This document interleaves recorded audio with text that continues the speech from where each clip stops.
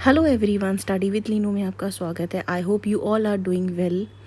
हमने class 9th की NCERT CBSE board के साइंस सेक्शन में आपका केमिस्ट्री के 4 चैप्टर्स जो थे उसे कंप्लीट कर लिया है। हमने उसके डिफरेंट पार्ट्स में पूरे चैप्टर्स को कंप्लीट किया है। उसके बाद उनकी एक्सरसाइज की है, हमने एमसीक्यू क्वेश्चंस को प्रैक्टिस किया है और एक ओवरऑल जो है प्रैक्टिस करा है चारों के चारों चैप्टर्स का।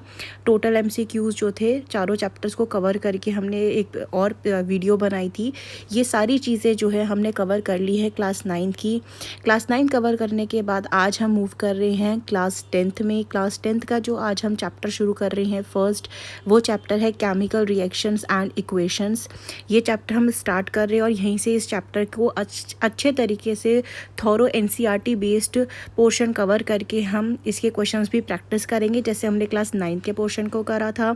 और ये सारी वीडियोस की जो पीडीएफ है वो आपको हमारे टेलीग्राम चैनल में मिल जाएगी, जिसका जो लिंक है वो डिस्क्रिप्शन बॉक्स में है। आप वहाँ से कनेक्ट कर सकते हैं और ज्वाइन कर सकते हैं।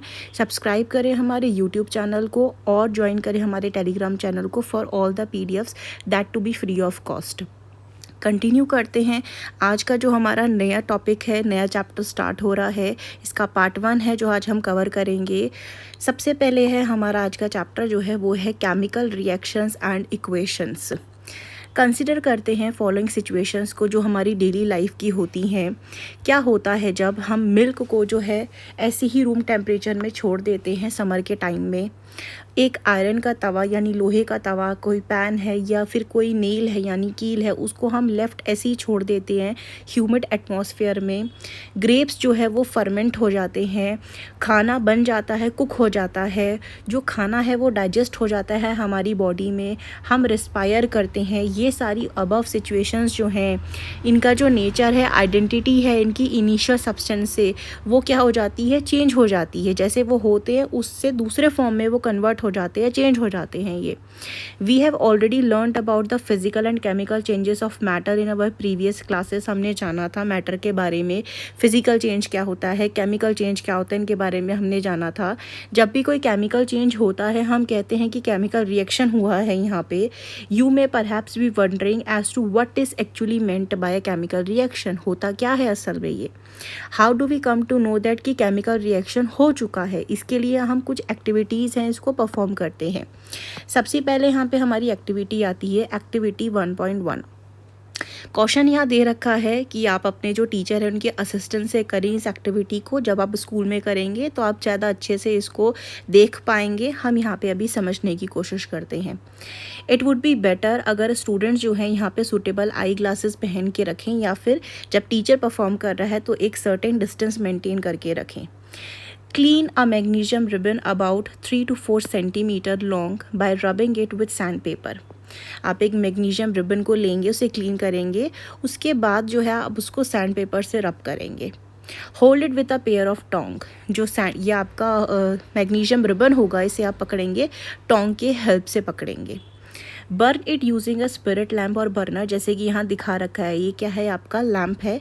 ये आपको लेना है, स्पिरिट लैम्प लेना है या बर्नर लेना है, जो भी आपको मिल जाता है। उससे आप क्या करेंगे, इसको बर्न करेंगे मैग्नीशियम रिबन को।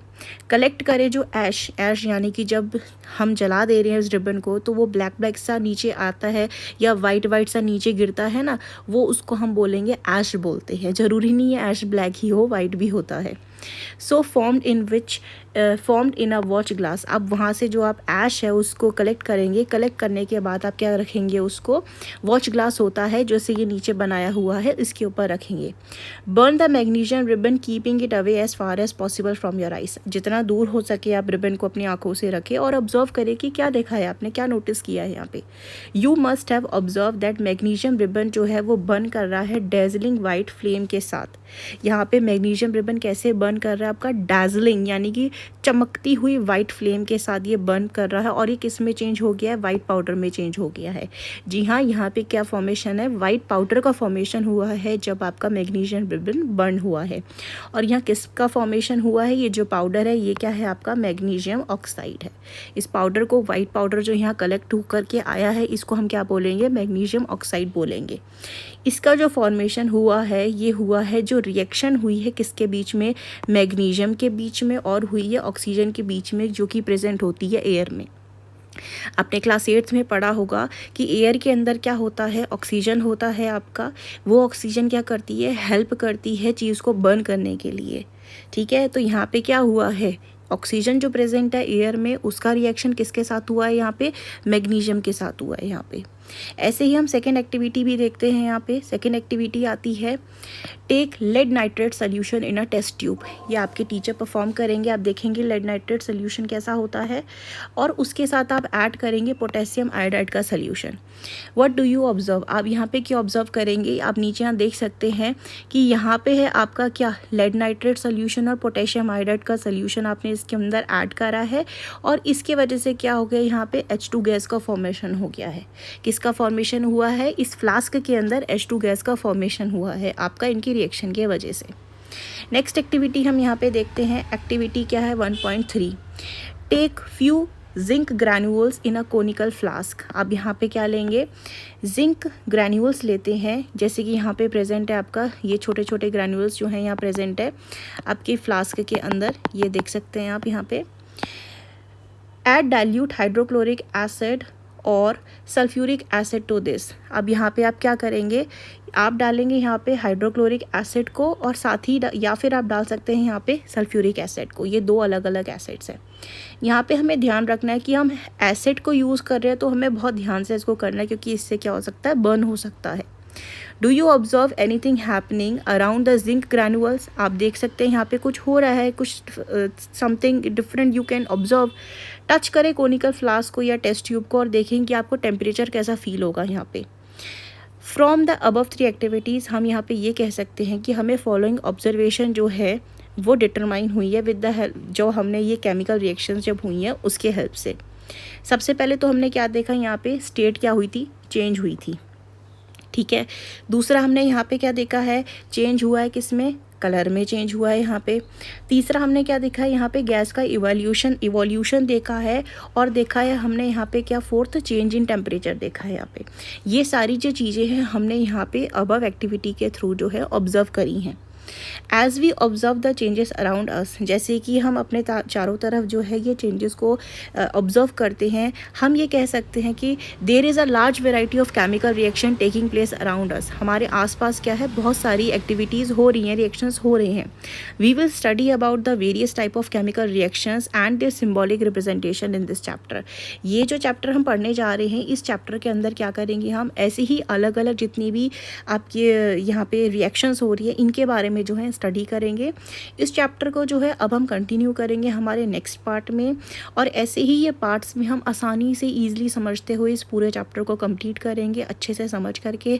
जो हमने ये आज ये एक्टिविटीज़ के बारे में जाना है यहाँ पे, जिसे हमने समझा है इन अलग अलग एक्टिविटीज़ को, इन एक्टिविटीज़ को आप रिकॉल करेंगे। रिकॉल करने के बाद आप समझेंगे इसको कि यहाँ पे क्या क्या चेंजेस दिखे हैं आपको, और ऐसे ही यहाँ आगे हम इसको कंटिन्यू करेंगे चैप्टर को। आता है केमिकल इक्वेशंस। केमिकल इक्वेशंस क्या होती हैं, जैसे कि कल हमने देखा था एक्टिविटी 1.1 में, जिसमें हमने मैग्नीशियम रिबन का यूज़ करा था और उसे जलाया था इन प्रेजेंस ऑफ ऑक्सीजन, जो कि कन्वर्ट हो चुका था किसमें, मैग्नीशियम ऑक्साइड में कन्वर्ट हो गया था।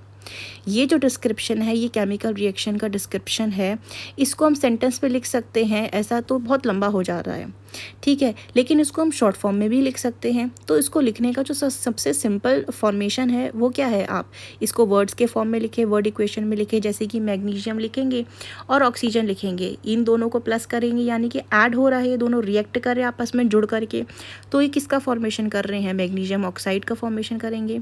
यहाँ एक चीज़ ध्यान रखेंगे, जब कोई दो चीज़ों के बीच में रिएक्शन होता है, जिन दो चीज़ों के बीच में रिएक्शन हो रहा है उनको हम बोलेंगे रिएक्टेंट, और उनके रिएक्शन से जिस नई चीज़ का फॉर्मेशन हो रहा है उसको बोलेंगे हम प्रोडक्ट। इस चीज़ में आप क्लियर रहेंगे। द सब्सटेंस, तो वो जो अंडर को जाता है केमिकल रिएक्शन में, चेंज में जो जाता है मैग्नीशियम और ऑक्सीजन, ये क्या कहलाते हैं, इनके रिएक्टेंट, जैसे अभी हमने जाना। और जो नया सब्सटेंस बन करके आता है, यानी कि जो मैग्नीशियम ऑक्साइड बन करके आया, इसको हम क्या बोलेंगे, प्रोडक्ट बोलेंगे, जो फॉर्म होगा ड्यूरिंग द रिएक्शन। ये जो वर्ड इक्वेशन है ये शो करती है जो चेंज हो रहा है रिएक्टेंट से प्रोडक्ट के बीच में थ्रू एन एरो। ये एरो का मतलब होता है डायरेक्शन किस तरफ जा रहा है, जिस तरफ प्रोडक्ट का फॉर्मेशन हो रहा है। जो रिएक्टेंट है ये हमेशा कहाँ लिखे जाते हैं, लेफ्ट हैंड साइड में लिखे जाते हैं, और इनके बीच में क्या होता है, प्लस साइन होता है, क्योंकि दोनों के बीच ही तो रिएक्शन हो के तभी तो एक थर्ड चीज़ बन रही है। सिमिलरली जो प्रोडक्ट होता है उसे लिखा जाता है राइट हैंड साइड में। यहाँ पे अगर उसके साथ कोई और बनेगा तो उसको भी प्लस करके हम यहाँ पे ऐड कर सकते हैं, जो अगर इसके अलावा कुछ और साथ में बनता है तो। ये जो एरो का हेड पॉइंट होता है ये हमेशा किसके तरफ होगा, हमेशा प्रोडक्ट की तरफ होता है, एंड शो करता है कि डायरेक्शन क्या हो रहा है रिएक्शन का, किस तरफ जा रही है, इसको बताता है ये। नेक्स्ट आता है राइटिंग अ केमिकल इक्वेशन। है केमिकल इक्वेशन को कैसे लिखेंगे। Is there any other shorter way for representing chemical equation. अब भाई सेंटेंस पे लिखना बहुत बड़ा हो रहा है, इनको वर्ड्स में लिखना भी बड़ा है, क्या इससे भी छोटे तरीके से हम लिख सकते हैं केमिकल इक्वेशन को, जो कि थोड़ा कंसाइज हो और यूज़फुल हो, हमें केमिकल फॉर्मूला लिखने में आसानी पड़े, इंस्टेड ऑफ हमें वर्ड्स में लिखने में पड़े। तो इसके लिए क्या आता है हमारे पास, हम इनको करते हैं फॉर्मूले के हेल्प से। अब हमने जाना था मैग्नीशियम ऑक्सीजन और मैग्नीशियम ऑक्साइड को, इनके फॉर्मूलेस क्या है, इनके सिंबल्स क्या है, उनकी हेल्प से हम इन्हें लिख सकते हैं। तो यहाँ पे जो है हम मैग्नीशियम को लिखते हैं Mg के फॉर्म में, ऑक्सीजन को लिखते हैं हम O2 के फॉर्म में, और इनका प्रोडक्ट जो बनकर के आया है वो क्या है, MgO बनकर के आया है यहाँ पे। काउंट एंड कंपेयर करें the number of atoms of each element on the LHS and RHS of the row. हमें क्या करना है, काउंट करना है कि कितने नंबर ऑफ एटम्स जो हैं वो यूज़ किए हैं ईच एलिमेंट में। LHS में कितने हैं, यानी कि आपके लेफ्ट हैंड साइड में कितने हैं और राइट हैंड साइड में कितने हैं, ये दोनों क्या होने चाहिए, बराबर होने चाहिए। Is the number of atoms of each element the same on both side. अगर हाँ है तो वो इक्वेशन क्या होगी, बैलेंस होगी। अगर वो बैलेंस नहीं, अगर वहाँ पे सेम नहीं है तो इक्वेशन क्या है आपकी, अनबैलेंस होगी। Because the mass is not the same on both the side of equation. यहाँ पे दोनों साइड के इक्वेशन में मास क्या होता है, उसमें डिफरेंस आ जाता है। तो डिफरेंस आने का मतलब क्या हो गया, आपकी इक्वेशन अनबैलेंस हो गई है। हमें क्या करना है, इक्वेशन को बैलेंस करना है। सच केमिकल जो रिएक्शन इक्वेशन होती है is a skeletal chemical equation for reaction. Equation 1.2 जो है आपकी, ये एक स्केलेटल केमिकल इक्वेशन आती है for the burning of magnesium in air. Balanced chemical equation क्या होती है आपकी, रिकॉल करें the law of conservation of mass को, जो हमने पढ़ा था क्लास 9th में। मास क्या होता है, इसके नाइदर आप क्रिएट कर सकते हैं ना ही इसको आप डिस्ट्रॉयड कर सकते हैं केमिकल रिएक्शन में। That is the total mass जो होता है एलिमेंट प्रेजेंट होता है प्रोडक्ट में ऑफ केमिकल रिएक्शन के, has to be equal to the total mass of the element present in the reactant. यानी कि जो आपका मास आया है, टोटल प्रेजेंट है प्रोडक्ट की तरफ में, वो किसके बराबर होना चाहिए, जो रिएक्टेंट के तरफ में हो। अदर वर्ड्स में अगर हम इसे बोलें, the number of atoms of each element remains the same. जो नंबर ऑफ एटम्स यूज़ होते हैं रिएक्शन में वो दोनों तरफ क्या होंगे, सेम होंगे, बिफोर भी और आफ्टर भी केमिकल रिएक्शन के। Hence we need to balance a skeletal chemical equation. जो इक्वेशन है हमारी उसको हमें क्या करना पड़ेगा, बैलेंस करना पड़ेगा। Let us learn about balancing a chemical equation step by step. इसको हम स्टेप बाय स्टेप जानेंगे कि हम कैसे कि एक केमिकल इक्वेशन को बैलेंस कर सकते हैं। द वर्ड इक्वेशन जो है, वर्ड इक्वेशन यहाँ पे आई है हमारी, जो हमने एक्टिविटी 1.3 में देखा था कि जिंक को हम रिएक्शन करवा रहे हैं किसके साथ, सल्फ्यूरिक एसिड के साथ हम रिएक्शन करा रहे हैं। हमारे पास वहाँ पे चॉइस थी कल की एक्टिविटी जो हमने पढ़ी थी। आप जिंक के साथ किसको ले सकते हैं, जिंक ग्रैनुअल्स हमने लिए थे। आप HCl को ले सकते थे, हाइड्रोक्लोरिक एसिड को, या फिर आप सल्फ्यूरिक एसिड को ले सकते थे। हमने क्या लिया यहाँ पे, सल्फ्यूरिक एसिड लिया है। जिंक के साथ इसका रिएक्शन कराएंगे तो हमें मिलता है जिंक सल्फेट और मिलता है साथ में हाइड्रोजन गैस। ये जो अबव इक्वेशन है ये वर्ड इक्वेशन है, इसको हम फॉर्मूले के फॉर्म में लिख सकते हैं। जिंक का फॉर्मूला होता है Zn, सल्फ्यूरिक एसिड को हम लिखते हैं H2SO4 के फॉर्म में। अब ये दोनों आपस में रिएक्ट करके क्या बना रही है, ZnSO4 प्लस H2 बनाया है इन्होंने। एग्जामिन करते हैं जो नंबर होता है आपका एटम का of different elements on both the sides. सबसे पहले हम एलिमेंट्स देखते हैं। एलिमेंट्स हमारे पास क्या है, एक एलिमेंट है हमारे पास Zn है, दूसरा हमारे पास हाइड्रोजन है, तीसरा सल्फर है और फोर्थ क्या है हमारे पास ऑक्सीजन। ये तो 4 हमारे एलिमेंट्स हो गए। अब हम यहाँ पे देखेंगे जो नंबर ऑफ एटम्स है हमारे वो लेफ्ट हैंड साइड में कितने हैं, यानी कि इस तरफ हमारे कितने हैं और इस तरफ हमारे कितने हैं। अगर लेफ्ट हैंड साइड में देखें तो जिंक हमारे पास कितना है, जिंक हमारे पास 1 है। और हाइड्रोजन कितना है हमारे पास, हाइड्रोजन हमारे पास कितने हैं, 2 हाइड्रोजन है। सल्फर कितना है हमारे पास, सल्फर 1 है। ऑक्सीजन कितना है हमारे पास, ऑक्सीजन 4 है। अब इसी चीज़ को हम राइट हैंड साइड में जा कर के देखते हैं, यानी कि इस तरफ देखेंगे तो यहाँ पे हमारे पास Zn कितना है, Zn तो 1 ही है यहाँ पे। उसके बाद आता है हाइड्रोजन, हाइड्रोजन यहाँ पे कितना है, हाइड्रोजन यहाँ पे भी क्या है आपका 2 ही है। इसके बाद अगर देखते हैं सल्फ़र, सल्फ़र भी यहाँ पे कितना है 1 ही है। और अगर यहाँ पे हम ऑक्सीजन देखेंगे तो वो भी कितना है आपका यहाँ पे 1 ही है। यानी कि इससे हमें क्या पता चलता है, जो नंबर ऑफ़ एटम्स हैं यहाँ पे बोथ साइड में क्या है आपके दोनों के दोनों सेम है, यानी कि ये इक्वेशन क्या होती है आपकी एक बैलेंस्ड इक्वेशन होती है। Let us try to balance the following equation जो कि हमें दी हुई है। आयरन Fe जो होता है ये आपका किसका सिंबल है, करिए आयरन का सिंबल है। आयरन का रिएक्शन करा रहे हैं H2O के साथ और फॉर्मेशन हो रहा है यहाँ पे Fe3O4 प्लस H2 गैस का। सबसे पहला जो हमारा स्टेप आता है, हमें बैलेंस करना है केमिकल इक्वेशन में। First draw boxes around each formula. ये जो फार्मूले हैं Fe H2O इसके अराउंड क्या करना है, हमने बॉक्स का फॉर्मेशन करना है जैसे यहाँ पे किया गया है। Do not change anything inside the boxes while balancing the equation. जैसे दी गया है आपको इक्वेशन आप वैसे ही रखेंगे, आप अपनी तरफ से कोई चेंज नहीं लेकर आएंगे इसमें। सेकेंड स्टेप क्या कहता है, list the number of atom of different element present in the unbalanced equation.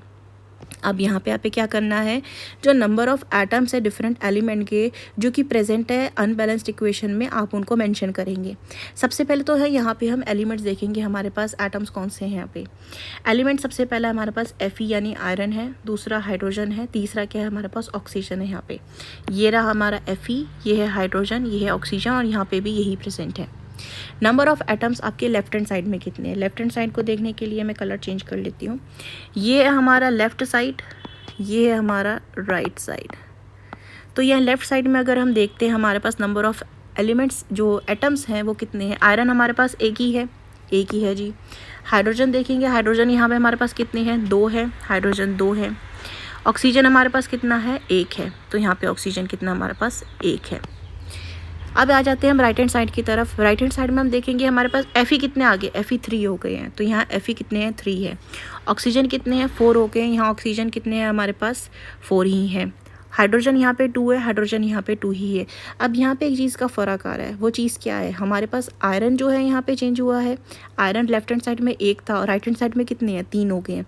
Oxygen left hand side में कितने थे, 1 था और राइट हैंड साइड में कितने हो गए हैं, 4 हो गए हैं। तो ये क्या है, अनबैलेंस्ड इक्वेशन है। अब इसी इक्वेशन को क्या करना है, हमें बैलेंस करना है। नेक्स्ट स्टेप आता है, स्टेप थर्ड जो आता है हमारे पास, it is often convenient to start balancing with the compound number that contain the maximum number of atom.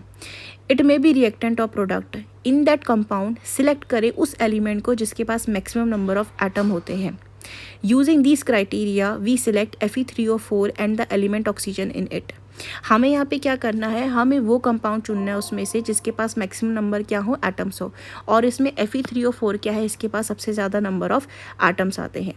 Balance करने के लिए इक्वेशन को क्या देखेंगे हम, there are 4 oxygen atoms on the right hand side. हमने देखा था राइट साइड में कितने हैं 4 ऑक्सीजन के एटम्स और लेफ्ट हैंड साइड में कितने हैं, सिर्फ 1 ही है।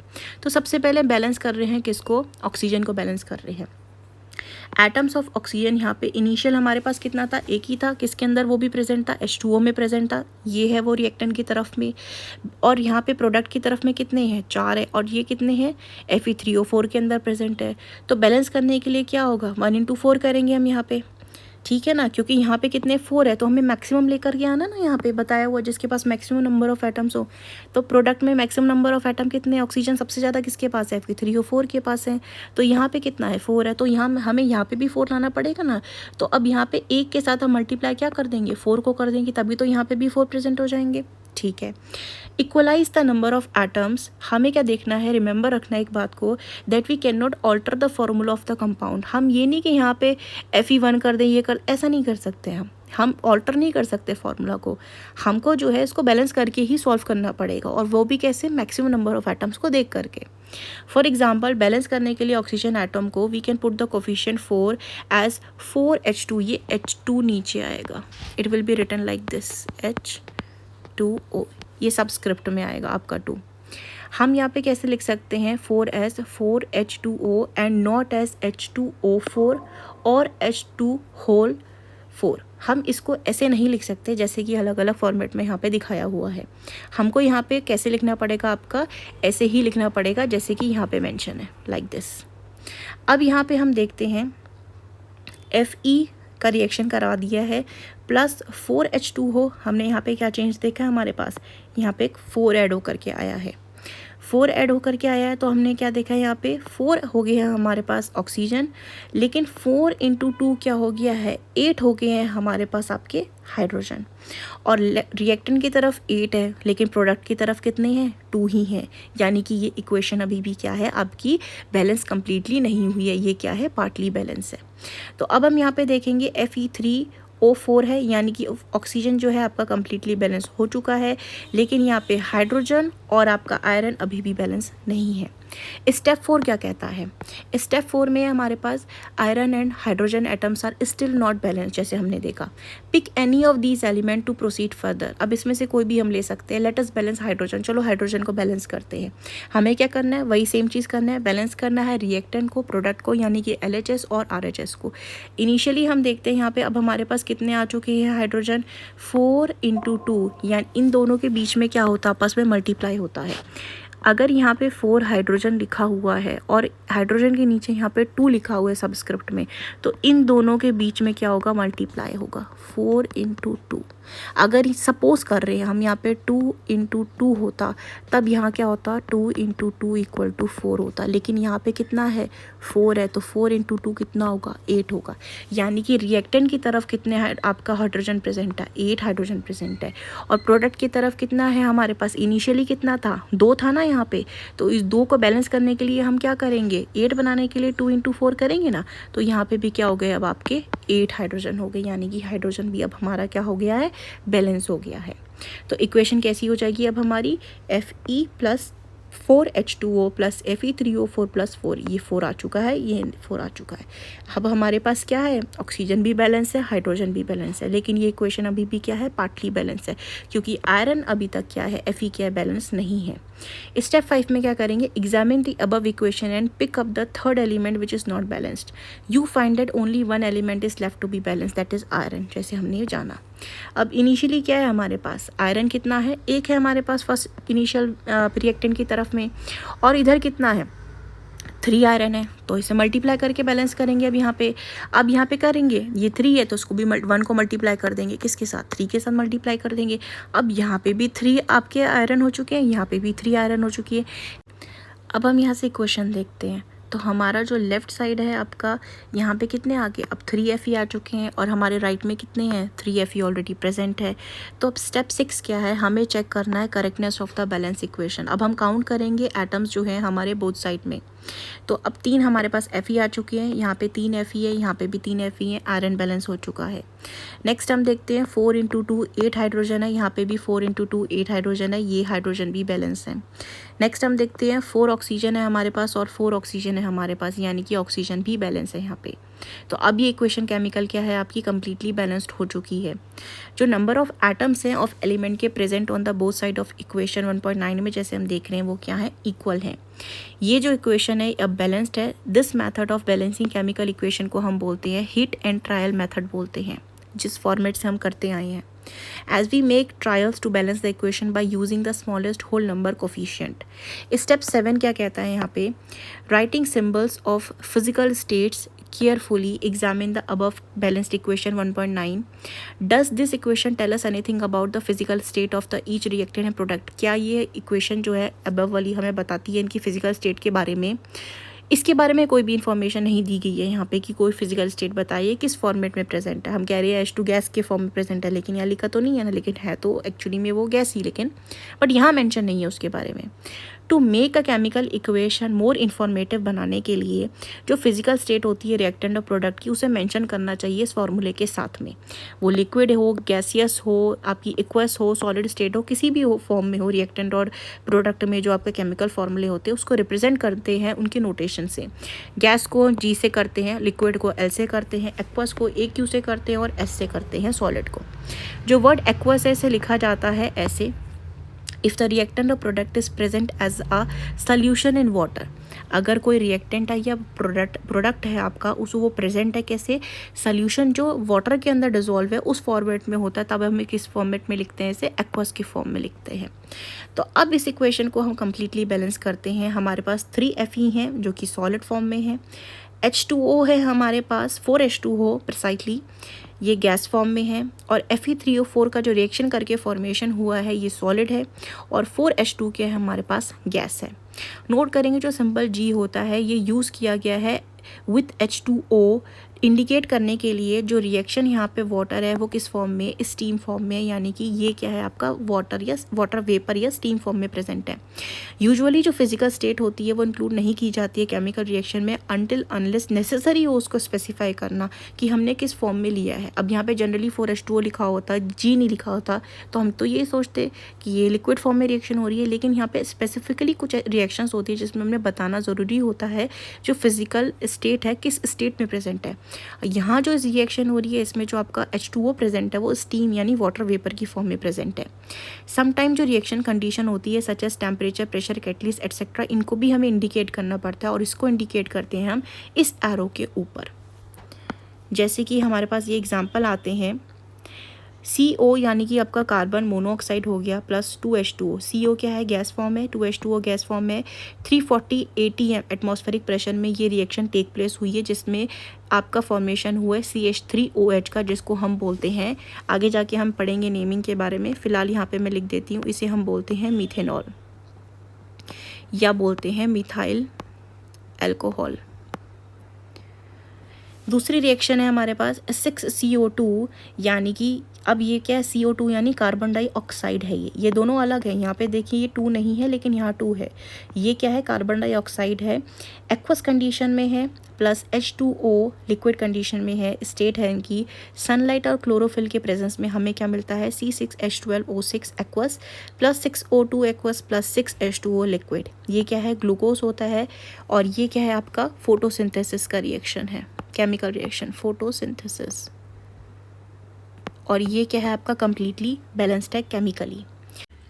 We have learned in class 9th that during a chemical reaction atoms जो होते हैं एक एलिमेंट के do not change into those of another element. Atoms जो होते हैं आपके एक एलिमेंट के वो चेंज नहीं होते हैं अनदर एलिमेंट में। नॉर डू एटम्स जो होते हैं वो डिसअपियर होते हैं फ्रॉम मिक्सचर से या फिर अपीयर होते हैं फ्रॉम एल्सवेयर से। एक्चुअली केमिकल रिएक्शन जो होती है ये इन्वॉल्व करता है breaking and making of bonds. क्या इन्वॉल्व करता है, बॉन्ड्स का बनना और ब्रेक होना बिटवीन एटम्स प्रोड्यूस करता है जो आपका एक नया सब्सटेंस को। You will study about types of bonds formed between atoms in chapter 3rd and 4th। आगे चलेंगे इसको पढ़ेंगे हम। सबसे पहला आता है कॉम्बिनेशन रिएक्शन। एक्टिविटी के थ्रू हम इसे जानेंगे। एक्टिविटी 1.4 कहता है take a small amount of calcium oxide. हमें कैल्शियम ऑक्साइड को लेना है, कैल्शियम ऑक्साइड बोलो इसको या फिर क्विक लाइम बोलो आप इसको हम लेंगे बीकर के अंदर, स्लोली करेंगे इसमें वाटर को ऐड।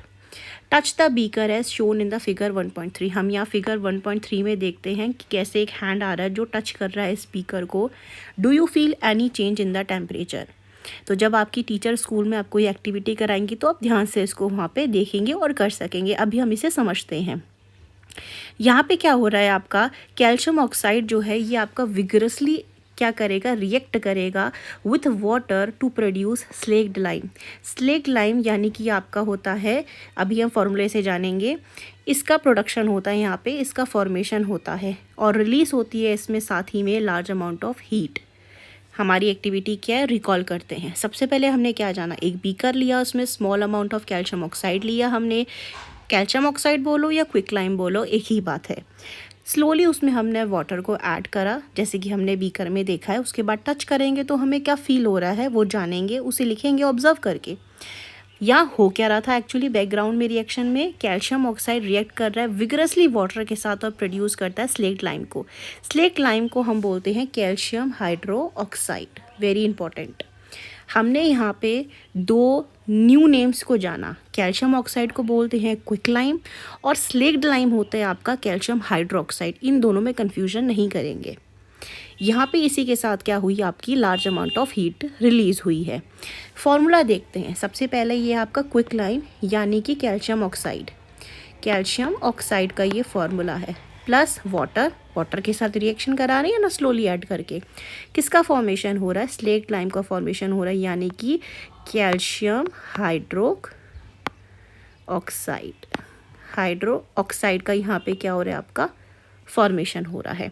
अब यहाँ पे OH होल ट्वाइस है, यानी कि एक कैल्शियम के साथ आपके दो जॉइन है, किसके मॉलिक्यूल जॉइन है, वाटर के। नेक्स्ट आता है यहाँ पे हीट रिलीज हुआ है। इस रिएक्शन में जो कैल्शियम ऑक्साइड है और वाटर है ये कंबाइन करते हैं फॉर्म करने के लिए एक सिंगल प्रोडक्ट को। Yes, a single product is formed in this reaction, that is calcium hydroxide. Such reaction जिनमें एक सिंगल प्रोडक्ट का फॉर्मेशन होता है फ्रॉम दो या दो से ज़्यादा रिएक्टेंट के यूज़ होने से, इसको हम बोलते हैं कॉम्बिनेशन रिएक्शन। तो combination reaction are those reaction in which a single product is formed from two or more reactant. Do you know a solution of slag lime produced by the reaction in 1.13 is used for whitewashing walls? जो white wash कराते हैं ना, painting कराते हैं walls पे, उसमें किसका use होता है, slag lime का यूज़ होता है। कैल्शियम हाइड्रोक्साइड जो है ये रिएक्ट करता है slowly with carbon dioxide in the air to form a thin layer of calcium carbonate on the walls. जब यहाँ पे कैल्शियम हाइड्रोक्साइड जो होता है ये रिएक्ट करता है एयर में प्रेजेंट कार्बन डाइऑक्साइड के साथ और एक बनाता है लेयर ऑफ कैल्शियम कार्बोनेट जो कि हमें वॉल में दिखती है।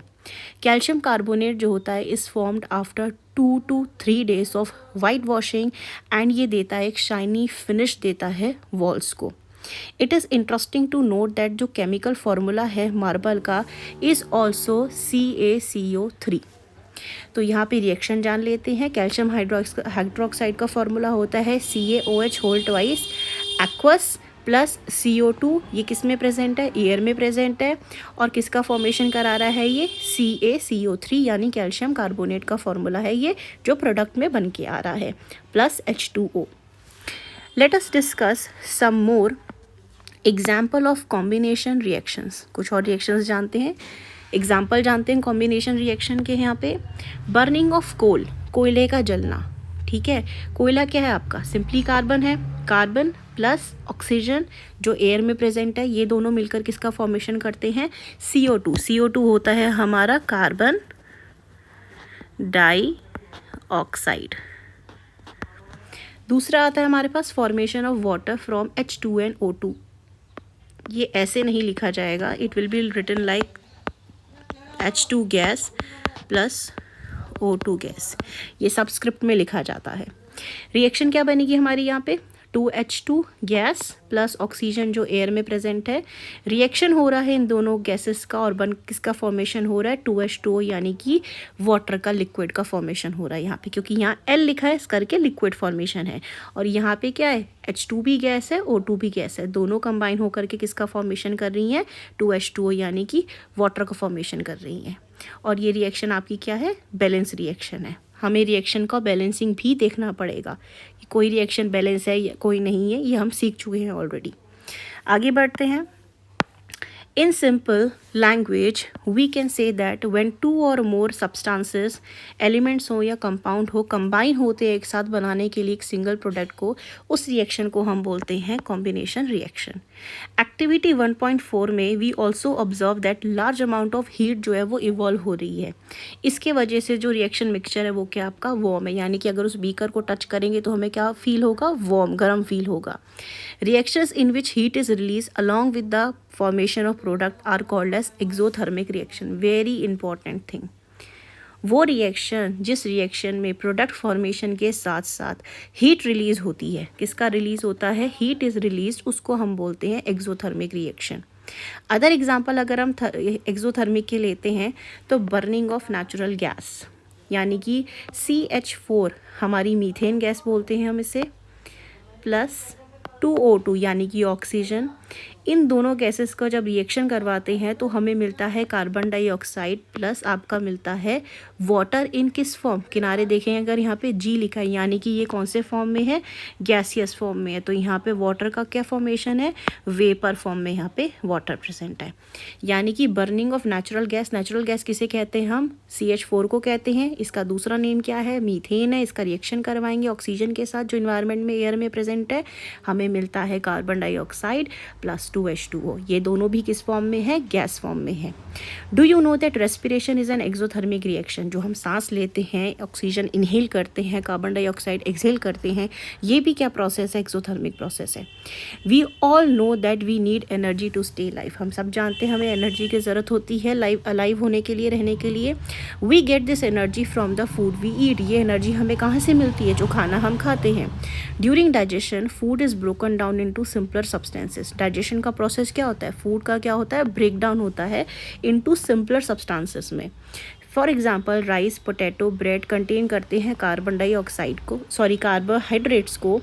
ये कार्बोहाइड्रेट्स जो होते हैं ये ब्रोकन डाउन होते हैं, बनते हैं ग्लूकोज। अब ये जो ग्लूकोज होता है ये कंबाइन करता है ऑक्सीजन के साथ, जो कि आपके बॉडी के सेल्स में प्रेजेंट होती है और उनको एनर्जी प्रोवाइड करता है। The special name of this reaction is known as respiration, और ये जो प्रोसेस होता है इसको हम आगे चैप्टर 6 में पढ़ेंगे।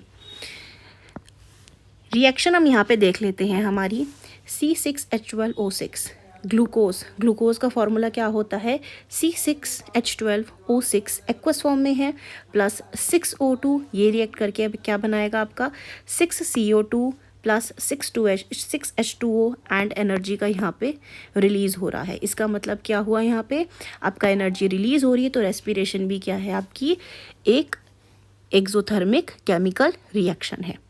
डिकम्पोजिशन जो होता है वेजिटेबल मैटर का इनटू कंपोस्ट में is also known as exothermic reaction. ये सारे डिफरेंट एग्जांपल्स हैं जो हम याद कर सकते हैं, जो कि आता है डिकम्पोजिशन रिएक्शन। डिकम्पोजिशन रिएक्शन से पहले हम एक्टिविटी से जानते हैं। हमें लेना है take about 2 gram of ferrous sulphate crystals. हमें किसके क्रिस्टल लेने हैं, अप्रॉक्स 2 ग्राम लेने हैं फेरस सल्फेट के crystals in a dry boiling tube. Boiling tube होनी चाहिए, उसमें हम लेंगे। Note the colour of the ferrous sulphate crystals, colour note करेंगे। अब उसे हीट करेंगे। Heat the boiling tube over the flame of a burner और स्पिरिट लैम्प, जैसे कि पिक्चर में दिखाया फिगर 1.4 के अंदर। Observe the colour of the crystal after heating. यहाँ से हम देखेंगे, have you notice that the green colour of the ferrous sulphate crystal has changed, you can also smell the characteristic odour of burning sulphur. ये reaction आप बेहतर जान पाएंगे जब आपका टीचर जो है आपको लैब में करवाएंगे ये रिएक्शन। अभी हम इसको समझते चलते हैं। यहाँ पे क्या बताया गया है हमें, in this reaction you can observe that a single reactant जो है वो ब्रेक डाउन हो जाता है इनटू सिंपलर प्रोडक्ट के अंदर। हमने यहाँ पे क्या लिया हुआ था, फेरस सल्फेट लिया था, जिसका फॉर्मूला क्या है हमारे पास FeSO4। This is the one, FeSO4। ये किस फॉर्म में था, सॉलिड फॉर्म में था, इस करके हमने इसके आगे एस लिखा है। इसको हमने क्या करा, हीट किया। हीट करने से क्या हुआ, ये ब्रेक डाउन हुआ। यहाँ पे क्या लिखा है, break down into simpler product. इसको हम बोलते हैं डिकम्पोजिशन रिएक्शन। फेरस सल्फेट के जो क्रिस्टल हैं आपके, फॉर्मूला है इसका कंप्लीट FeSO4.7H2, यानी FeSO4 के साथ 7 मॉलिक्यूल जोड़े हैं H2O के। ये क्या करता है, लूज करता है वाटर को जब इसे गर्म किया जाता है, और जो कलर होता है इसका चेंज हो जाता है। उसके बाद ये डिकम्पोज हो जाता है किसके अंदर, Fe2O3 के अंदर। डिकम्पोज किस में हो रहा है, ये Fe2O3 के अंदर ये डिकम्पोज हो रहा है, जिसको हम बोलते हैं फेरिक ऑक्साइड। इसके साथ ये किस में डिकम्पोज हो रहा है, SO2 में, यानी कि सल्फर डाइऑक्साइड। और किस में डिकम्पोज हो रहा है, SO3 में, यानी सल्फर ट्राइऑक्साइड। और यहाँ पे जो आपका Fe2O3 है यानी फेरिक ऑक्साइड है, ये किस फॉर्म में हमें मिल रहा है, ये हमें मिल रहा है सॉलिड फॉर्म में। SO2 हमें मिल रहा है गैस फॉर्म में, और SO3 भी हमें क्या मिल रहा है, गैस फॉर्म में मिल रहा है। तो यानी कि आप यहाँ पे जो है SO2 सल्फर के जलने की स्मेल भी जो है वो आप फील कर सकते हैं कि यहाँ पे ऑर्डर क्या हो गया, चेंज हो गया है। यानी कि यहाँ पे गैस का फॉर्मेशन, SO2 SO3 का फॉर्मेशन जो हुआ है, हो चुका है। नेक्स्ट आता है डिकम्पोजिशन ऑफ कैल्शियम कार्बोनेट। यहाँ पे हम क्या करा रहे हैं, अब कैल्शियम कार्बोनेट, यानी अभी हमने लास्ट क्लास में फॉर्मूला जाना था CaCO3, जिसको हम क्या बोलते हैं, लाइमस्टोन बोलते हैं। सॉलिड फॉर्म में होता है। हीट करेंगे अगेन इसको, तो इसमें किसका फॉर्मेशन हो जाएगा, क्विक लाइम, यानी कि CaO, कैल्शियम ऑक्साइड का यहाँ पे फॉर्मेशन होगा, और इसी के साथ फॉर्मेशन होगा कार्बन डाइऑक्साइड का, इसको हीट करने के लिए। कैल्शियम ऑक्साइड जो होता है इसको हम क्विक लाइम बोलते हैं, या लाइम भी बोलते हैं, हमने प्रीवियस क्लास में जैसे जाना था। इट हैज़ मैनी यूजेस, इसके बहुत सारे यूजेस होते हैं। One of is in the manufacture of cement. सबसे इंपॉर्टेंट क्या है आपका यहाँ पे, जो क्विक लाइम है आपका यहाँ पे कैल्शियम ऑक्साइड जिसे हम बोलते हैं, इसका जो सबसे इंपॉर्टेंट यूज़ है वो होता है आपका मैन्युफैक्चर ऑफ सीमेंट में, यानी कि सीमेंट फॉर्मेशन के लिए। When a decomposition reaction is carried out by heating, it is called as thermal decomposition।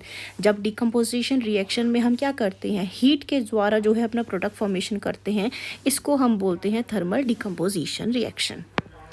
Another example of thermal decomposition reaction is given in activity 1.6 में। Take about 2 gram of lead nitrate. आप lead nitrate को लेंगे, approx आपका 2 ग्राम होगा। इन a boiling tube में उसे रखेंगे। Hold the boiling tube with a pair of tongs. अब वो गर्म हो जाएगा तो टोंग्स की हेल्प से आप पकड़ेंगे उसको। And heat it over the flame. आपने क्या ऑब्जर्व करा है, इस चेंजेस को अपने कॉपी में नोट करें। आप जो ऑब्जर्व करेंगे वो होगा आपको ब्राउन फ्यूम्स यहाँ पे नज़र आएंगी। क्या नज़र आएगा, brown fumes will be formed. ये जो फ्यूम होती हैं ये किसकी होती है, very important gas, that is nitrogen dioxide, NO2, nitrogen dioxide की ये फ्यूम्स होती हैं। ये जो रिएक्शन होती है हम देखेंगे, लेड नाइट्रेट हमने लिया यानी कि 2PbNO3 होल ट्वाइस। हीट करेंगे इसको तो हमें मिलेगा lead oxide plus nitrogen dioxide plus oxygen, यहाँ पे फॉर्मेशन होगा। Let us perform some more decomposition reaction as given in activity 1.7 and 1.8। देखते हैं। एक्टिविटी 1.7 कहता है टेक अ प्लास्टिक मग। हमें प्लास्टिक मग लेना है जैसे फोटो में दिखाया है। Drill 2 holes at its base and fit rubber stoppers in these holes. आप 2 होल करेंगे, फिर रबर स्टॉपर जो है यहाँ लगाएंगे। Insert carbon electrodes in these rubber stoppers as shown in figure 1.6। अब यहाँ पे कार्बन स्टॉपर्स को लगाएंगे जैसे आपको बताया गया है। कनेक्ट करें इन दोनों इलेक्ट्रोड को to a 6 volt battery. 6 volt battery के साथ आप क्या करेंगे, इसे कनेक्ट करेंगे। And fill the mug with water such that the electrode are immersed. और इतना पानी डालेंगी तो ये इलेक्ट्रोड हैं आपके, ये कम्प्लीटली इमर्स हो जाएं इसके अंदर।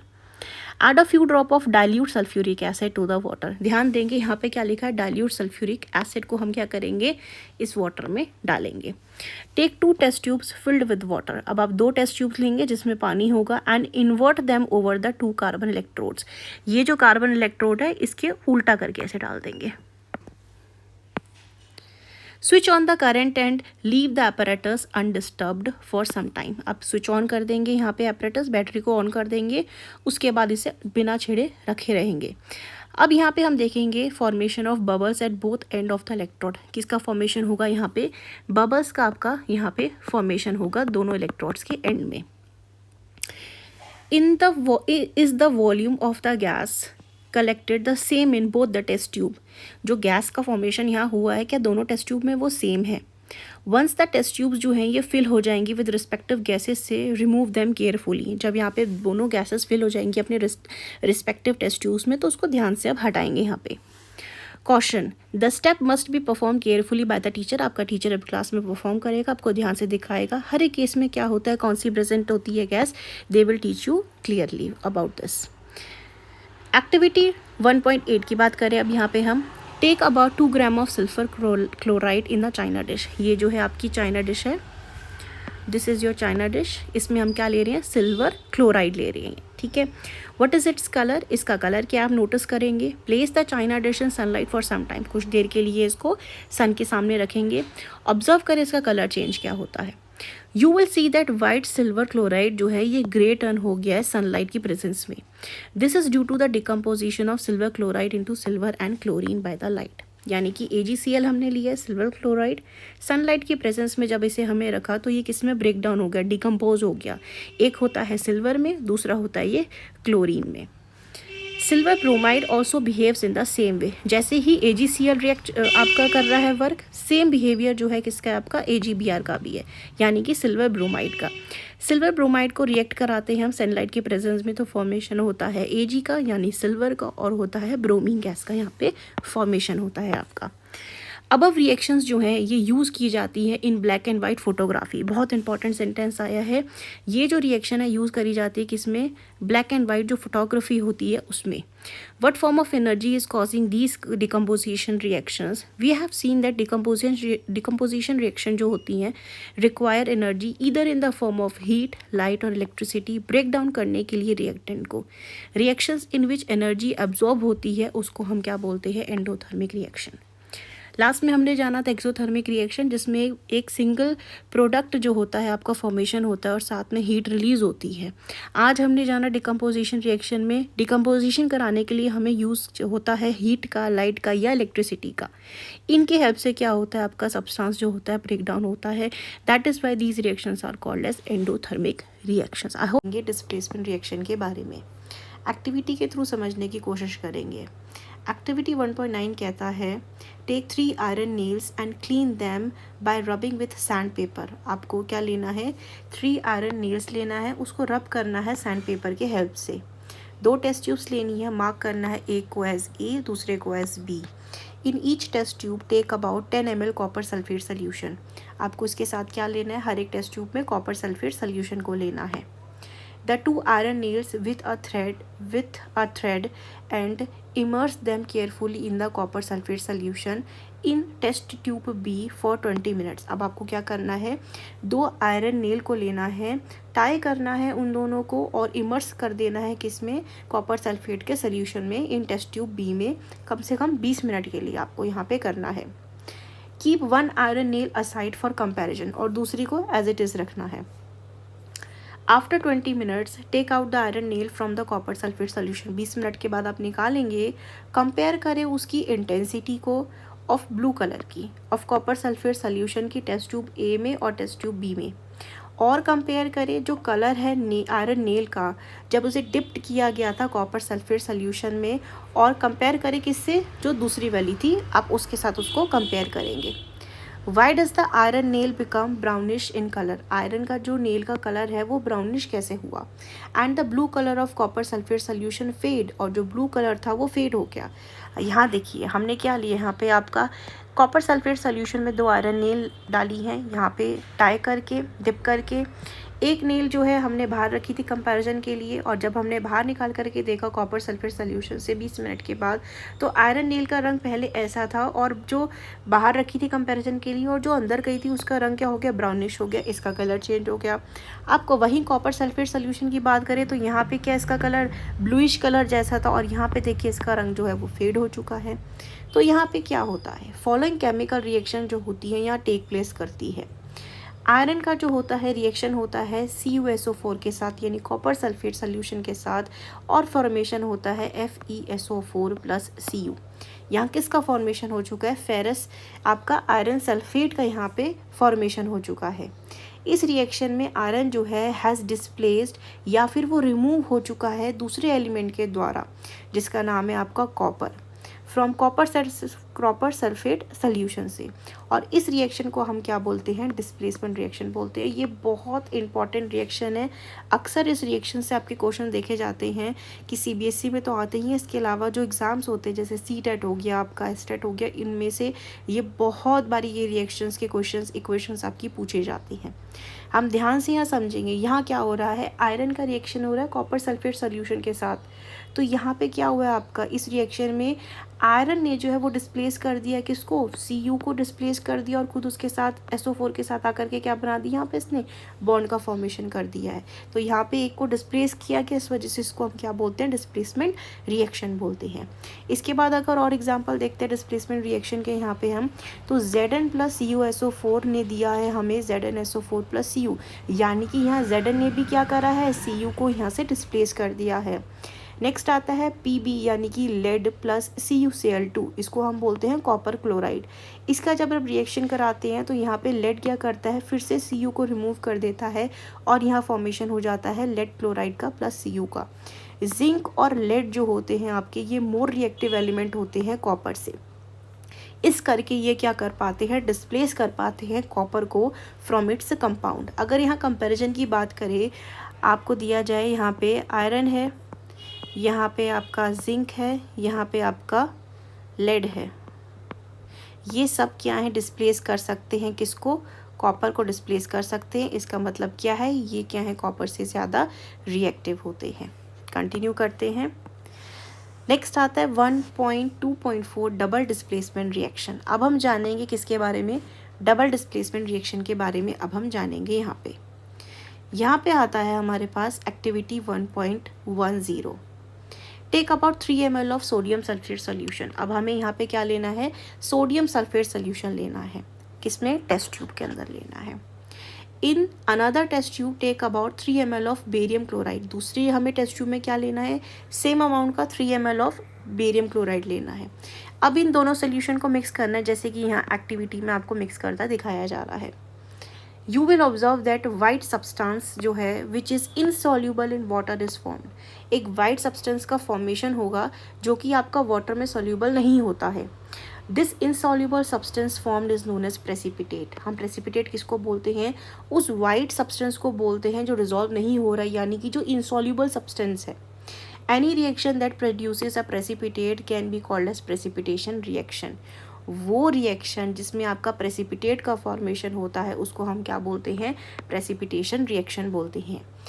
Na2SO4 यानी सोडियम सल्फेट का हमने क्या कराया है, रिएक्शन कराया है, BaCl2 फॉर्मेशन हुआ है BaSO4 का और 2NaCl का।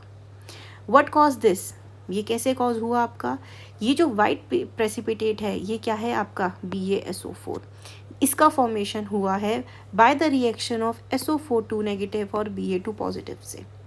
जो उसके अलावा प्रोडक्ट बना है वो क्या है आपका सोडियम क्लोराइड, जिसे हम NaCl यहाँ पे बोलते हैं। Which remains in the solution, जो कि सॉल्यूशन में ही आपके रहता है। Such reaction in which there is exchange of ions between the reactants are called as double displacement reaction. यहाँ पे आपका क्या हुआ है, आयन्स है, SO4 नेगेटिव आयन है और Ba2 पॉजिटिव आयन है। इन दोनों आयन्स के आपस में क्या हुआ, एक्सचेंज हुआ है। एक आपका यहाँ से मिला है, एक आपका यहाँ से मिला है। Na2SO4 से हमें मिला SO4 नेगेटिव, BaCl2 से मिला हमें Ba2 पॉजिटिव। ये क्या हैं, दो अलग अलग आयन्स हैं। इन दो अलग अलग आयन्स का आपस में एक्सचेंज हुआ है, जिसकी वजह से हमें एक नया आपका कंपाउंड मिला है, दैट इज़ BaSO4। नए सब्सटेंस का फॉर्मेशन हुआ है, यहाँ पे डबल डिस्प्लेसमेंट हुआ है, इस करके हम इसको क्या बोलेंगे, यहाँ पे डबल डिस्प्लेसमेंट रिएक्शन बोलेंगे। रिकॉल एक्टिविटी 1.2, जहाँ पे आपने मिक्स किया था solution of lead second nitrate और पोटेशियम आयोडाइड को। हमने एक्टिविटी 1.2 में देखा था, हमने इनको मिक्स किया था। अब हमसे क्वेश्चन पूछा जाता है, what was the colour of the precipitate, can you name the compound जो प्रेसिपिटेटेड हुआ है, इसकी केमिकल रिएक्शन लिखे बैलेंस्ड, क्या ये डबल डिस्प्लेसमेंट रिएक्शन है। सबसे पहले तो हम यहाँ पे लिखेंगे रिएक्शन, इसकी रिएक्शन है आपका लेड नाइट्रेट है, यानी कि PbNO3 2, ये एक्वस है आपका, प्लस Ki, ये भी आपका एक्वस है, ये बनाएगा आपका PbI2 and PbI2 sorry this will be your solid, plus KNO3, ये होगा आपका एक्वस। तो ये तो हमारा रिएक्शन हो गया। क्या ये रिएक्शन बैलेंस है, इसको अब रिएक्शन को सबसे पहले बैलेंस करेंगे। यहाँ पे Pb हमारे पास रिएक्टेंट तरफ एक ही है, Pb यहाँ पे हमारे पास एक ही है। NO3 होल ट्वाइस है हमारा यहाँ पे, यानी कि N कितने हैं यहाँ पे, 2 हैं, ऑक्सीजन 6 होने चाहिए। N हमारे पास यहाँ पे 1 है और ऑक्सीजन 3 है, तो इसको बैलेंस करने के लिए हम यहाँ लिख सकते हैं 2Ki। अब हमारे पास नाइट्रोजन 2 हो चुके हैं और ऑक्सीजन 6 हो चुकी है, दोनों बैलेंस हैं। लेकिन यहाँ पे K जो है आपका 2 हो चुके हैं और इस रिएक्टेंट की तरफ K क्या है, 1 है, तो यहाँ पे भी हम लिख लेंगे 2। I 2 है यहाँ पे, I यहाँ पे 2 है, तो अब ये रिएक्शन जो है हमारी कम्प्लीटली बैलेंस्ड हो चुकी है। अब यहाँ पे जो ये PbI2 है, ये है आपका प्रेसिपिटेट और इसका जो कलर आता है वो आता है येलो। प्रेसिपिटेट को हम शॉर्ट फॉर्म में PPT ऐसे लिख सकते हैं। अब हमसे पूछा है is this also a double displacement reaction, तो इसका आंसर हो जाएगा येस। क्यों हो जाएगा, क्योंकि एक हमने यहाँ पे लिया हुआ है आपका आयन Pb2 पॉजिटिव और दूसरा हमारा आयन यहाँ पे है आपका I नेगेटिव। इन दोनों के बीच में क्या हो रहा है, यहाँ पे एक्सचेंज हो रहा है, इस वजह से हम इसे क्या बोलते हैं, डबल डिस्प्लेसमेंट रिएक्शन बोलते हैं। ऑक्सीडेशन एंड रिडक्शन एक्टिविटी 1.11, आपको हीट करना है चाइना डिश जो कंटेन करता है 1 ग्राम कॉपर पाउडर को। हमने क्या लिया है, कॉपर पाउडर लिया है। व्हाट डू यू ऑब्जर्व, आप क्या ऑब्जर्व करते हैं, द सरफेस ऑफ जो होता है कॉपर पाउडर का वो कोट हो जाता है किससे, ब्लैक से कलर हो जाता है। जिसपे कॉपर ऑक्साइड का फॉर्मेशन हो जाता है। Why has this black substance form, ये क्यों फॉर्म हुआ है? दिस इज़ बिकॉज ऑक्सीजन जो हो चुका है वो ऐड हो चुका है कॉपर में और बना दिया उसने क्या, कॉपर ऑक्साइड का फॉर्मेशन कर दिया है। सिंपली हमने क्या लिया, हमने एक चाइना डिश लिया, उसके अंदर हमने कॉपर डाला, इसको जब हम यहाँ पे क्या दे रहे हैं, हीट प्रोवाइड कर रहे हैं, तो यहाँ पे जो कॉपर्स आपका है उसका जो कॉपर का ऊपर का लेयर है वो क्या हो जाता है, वो ब्लैक हो जाता है। उसका रीज़न क्या है, जो हमारा एयर है, एयर में क्या प्रेजेंट है, ऑक्सीजन प्रेजेंट है, ये इस ऑक्सीजन के साथ क्या करता है, रिएक्शन करता है। Cu प्लस O2 यानी कि ऑक्सीजन और CO के बीच में क्या हुआ है, यहाँ पे रिएक्शन हुआ है। रिएक्शन कैसे हो रहा है, यहाँ हीट दे रहे हैं जब उसे, फॉर्मेशन हो रहा है 2CO का, यानी हमें यहाँ पे क्या मिलता है, कॉपर ऑक्साइड मिलता है। If hydrogen gas is passed over this heated material, अगर हम क्या करते हैं, इस मटीरियल से जो है हमारा मिलकर आया कॉपर ऑक्साइड, इसको हम हीट करते हैं हाइड्रोजन गैस पास करा के, ये जो ब्लैक कोटिंग आई है सरफेस में, ये किस में टर्न हो जाती है, ब्राउन में टर्न हो जाती है। यानी कि रिएक्शन क्या हो जाती है हमारी यहाँ पे, रिवर्स रिएक्शन हो जाती है और हमें कॉपर क्या है वापस से मिल जाता है। रिएक्शन देखें तो CuO यानी कॉपर ऑक्साइड को हीट करते हैं हम ऑक्सीजन गैस प्रोवाइड करा के, तो यहाँ पे वापस फॉर्मेशन किसका हो जाता है, Cu का हो जाता है, यानी कॉपर पाउडर वापस आ गया ब्राउन कलर का। साथ ही में फॉर्मेशन होता है इसके H2O का फॉर्मेशन होता है। If a substance gains oxygen during a reaction, कोई सब्सटेंस अगर ऑक्सीजन को गेन करता है, it is said to be oxidised, वो क्या होता है, ऑक्सीडाइज्ड हो जाता है यहाँ पे। अगर कोई सब्सटेंस लूज़ करता है ऑक्सीजन को during a reaction, it is said to be reduce, यानी कि यहाँ पे क्या हुआ, जो सब्सटेंस था हमारा उसने ऑक्सीजन गेन किया, पहले रिएक्शन में क्या था, कॉपर था, कॉपर ने ऑक्सीजन को गेन किया, तो कॉपर क्या हो गया, ऑक्सीडाइज्ड हो गया ना।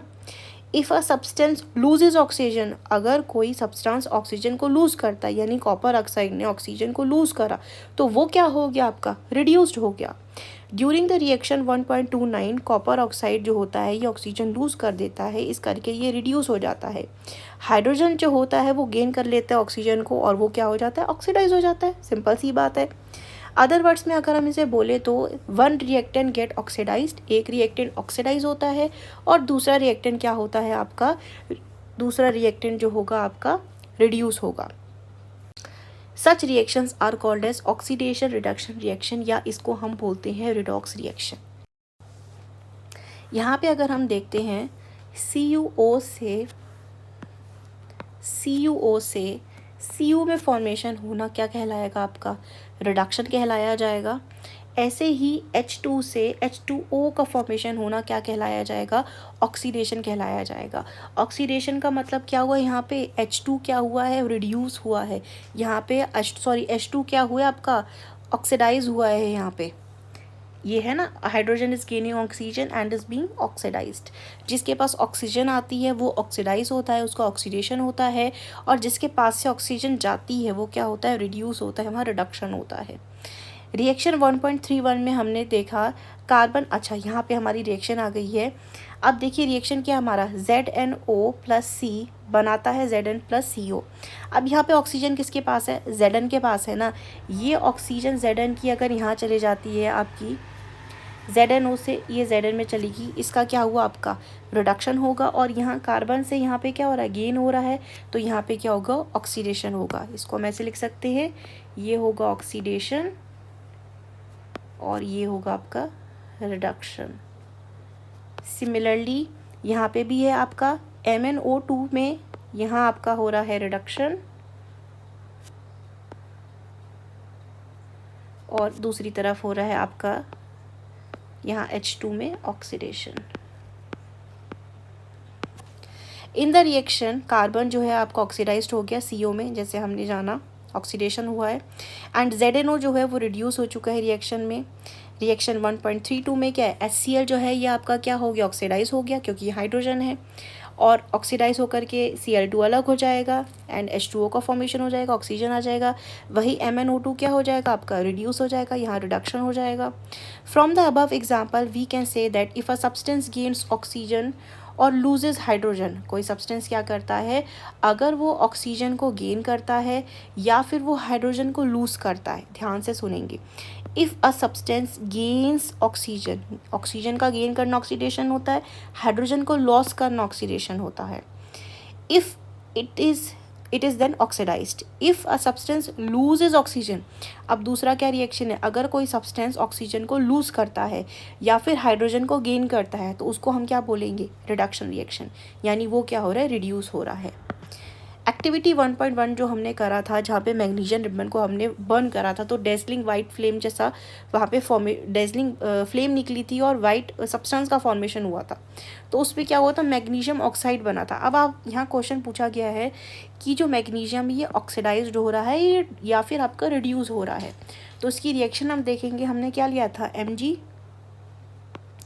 2Mg plus O2 Mg solid O2 gas, ये देता है हमें 2MgO। तो ध्यान से अगर हम यहाँ देखते हैं, ये Mg है, Mg से यहाँ पे क्या हो रहा है, MgO हो चुका है यहाँ पे, ठीक है। Mg से क्या हो गया, MgO हो गया है। तो यहाँ पे क्या हो रहा है आपका, यहाँ पे हो रहा है आपका मैग्नीशियम का ऑक्सीडेशन। मैग्नीशियम का क्या हो रहा है यहाँ पे, Mg का यहाँ पे हो रहा है ऑक्सीडेशन हो रहा है यहाँ पे, क्लियर है। सबसे पहले आता है, have you observed the effect of oxidation reactions in everyday life. हमने कल जो लास्ट वीडियो थी हमारी उसमें जाना था ऑक्सीडेशन रिडक्शन रिएक्शंस के बारे में, तो वहीं से ही है, हम कंटिन्यू कर रहे हैं। करोजन आता है सबसे पहले।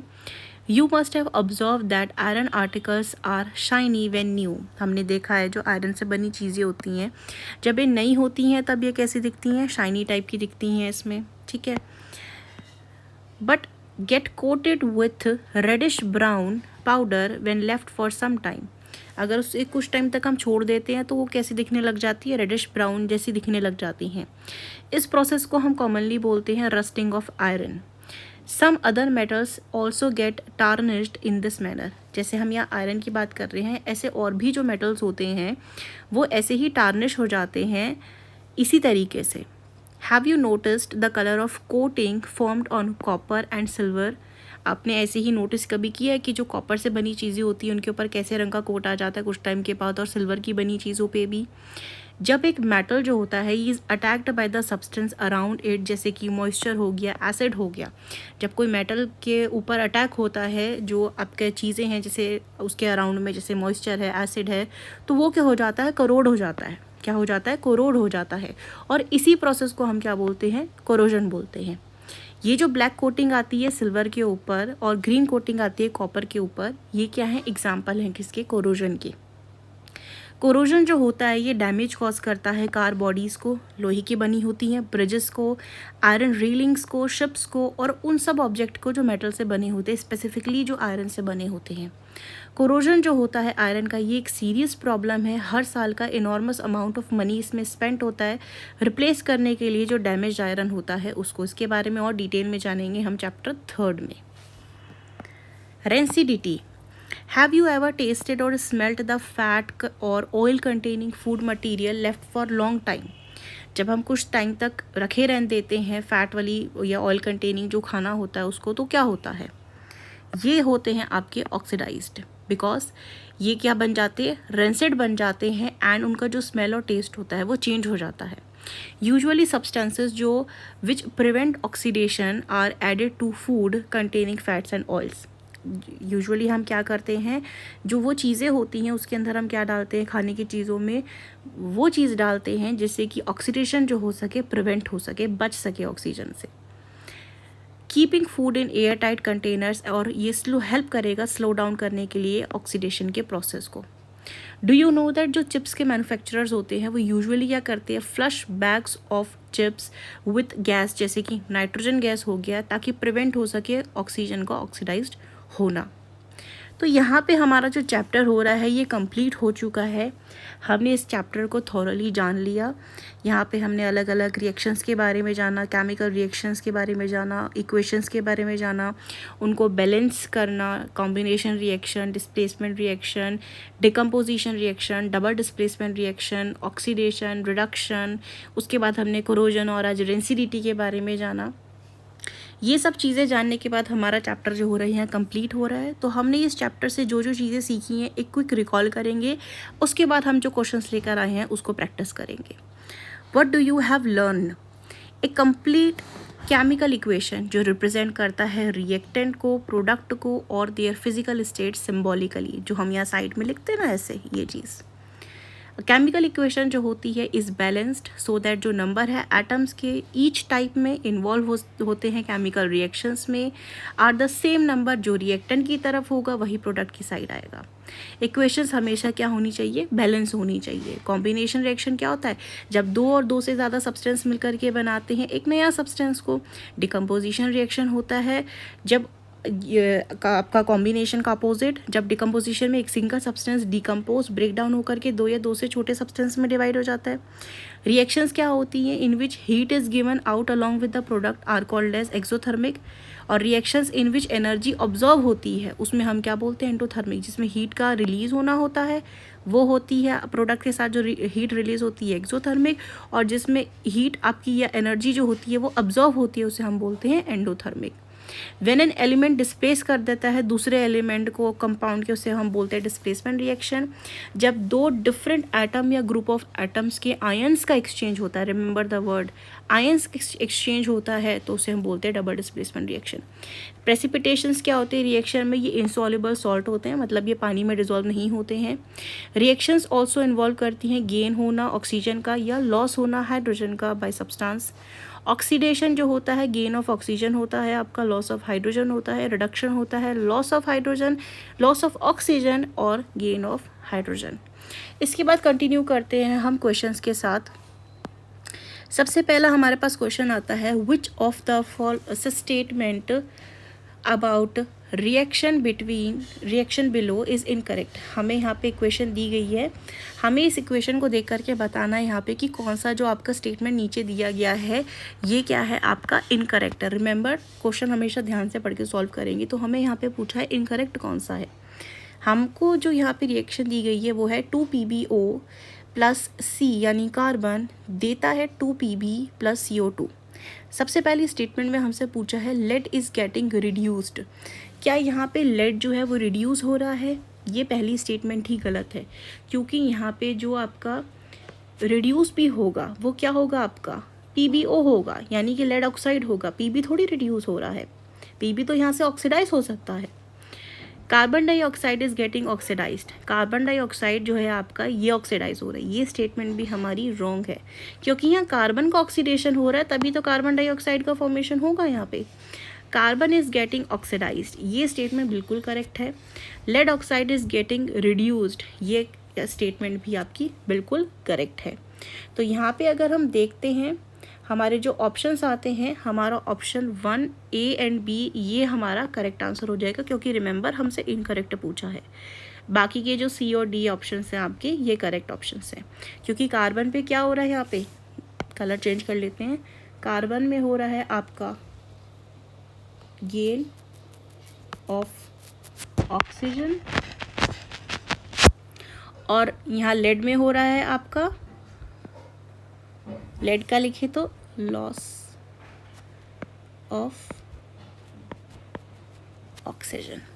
तो आपका answer A and B will be your correct answer. Next question में चलते हैं।